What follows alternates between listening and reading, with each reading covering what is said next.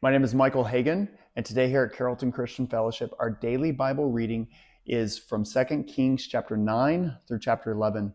And our daily devotional is from the beginning of 2 Kings chapter 9. And what we see here is we see that Jehu is anointed king over Israel.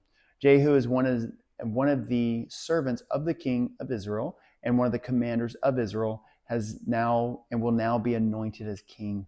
And we see that in the beginning, Elisha the prophet, sent one of the young prophets to go out and to step out in ministry, to go out and as maybe his first act of ministry out on his own, maybe not. But in this act, we see this young prophet steps out in a very dangerous, very, very dangerous act.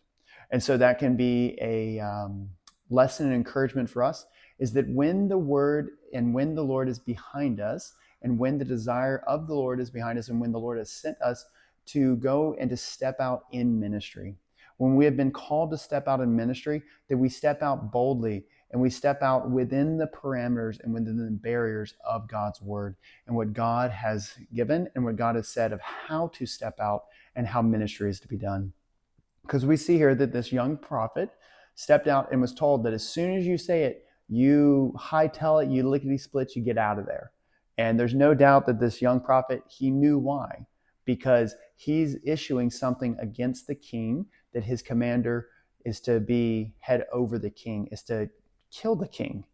And so this is something that would put this young prophet's life in immediate jeopardy and danger. But what we see here is we see that the Lord desired a new work in Israel. So again, this is when Israel and Judah are separate, two separate nations. Judah and the house of and the place of worship there in the south. And in Israel, the majority of the nation, the majority of the tribes there in the north in Israel. And Israel had long been a nation to where there were no godly kings. And all of the kings were pointing the people away from the Lord.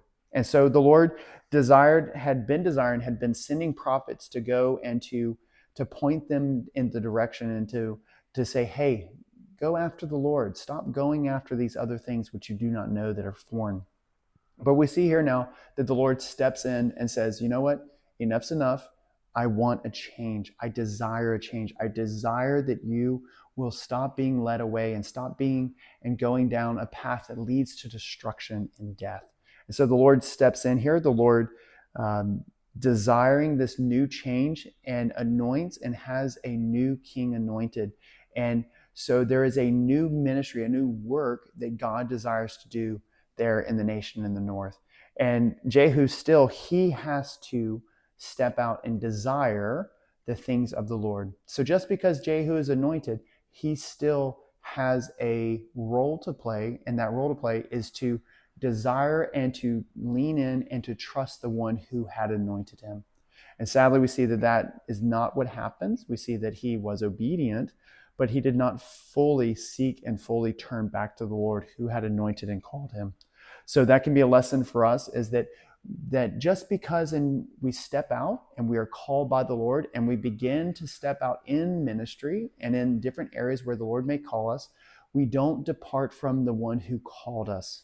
And so that young prophet had demonstrated that he did not depart from the one who called him to step out. But Jehu, sadly, he does end up departing from the one who called him. So let that be an example to us, that though we step out, we never lose sight and we never lose closeness with the one who has called us. We don't replace it with a system or with strength of our own or our pride that we have been elevated. So I hope that this is a blessed one. I hope that this encourages you as you step out, as you desire the things of the Lord, as you desire the things of the Lord within your own family, within your workplace, and wherever it may be. So take care, have a blessed one, and we look forward to seeing you tomorrow.